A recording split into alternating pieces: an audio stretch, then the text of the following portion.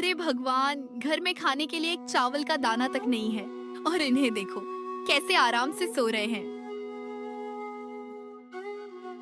अरे, क्या सुबह सुबह बड़बड़ाए जा रही हो? आखिर किस चीज की कमी है?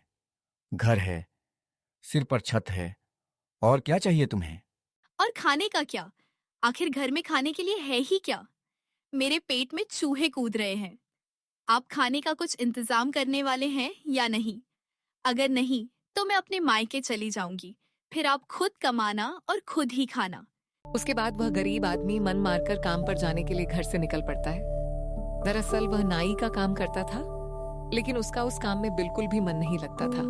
धूप बहुत तेज थी। रास्ते में जाते जाते वह एक पेड़ की छाया के नीचे बैठकर आराम करने लगा।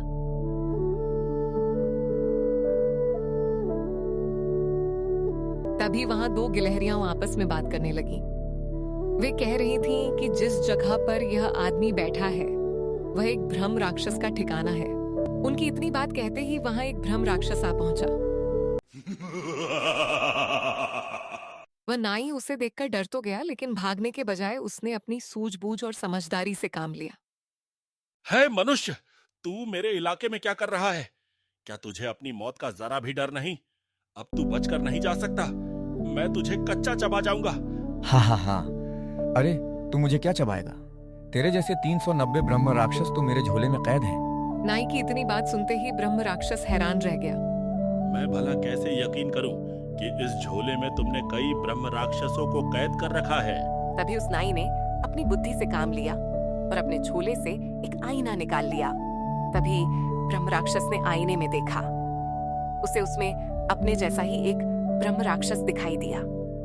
यह देखकर वह घबरा गया और मन ही मन सोचने लगा, यह आदमी सचमुच बहुत शक्तिशाली है। इसने तो मेरे जैसे ब्रह्म राक्षस को भी अपने झोले में कैद कर रखा है। और तभी ब्रह्म राक्षस उससे माफी मांगने लगा। प्लीज मुझे छोड़ दो। मैं तुमसे माफी मांगता हूँ। मुझसे गलती हो गई। अब ऐसा कभी नहीं होगा। ठीक है, लेकिन मेरी एक शर्त है। तुम्हें मुझे पूरी जिंदगी भर का खाना देना होगा, तभी मैं तुम्हें छोड़ने के बारे में सोचूंगा। तभी वह राक्षस वहां से गया और उसके लिए पूरी जिंदगी भर का खाना और कुछ सोना भी ले आया। ये देखकर नाई बहुत खुश हो गया और उसने राक्षस से कहा कि अब वह जा सकता है। इसके बाद राक्षस वहां से चला गया। नाई ने खाने से भरी बोरी और सोने से भरी बोरी उठाई और अपने घर की ओर चल पड़ा।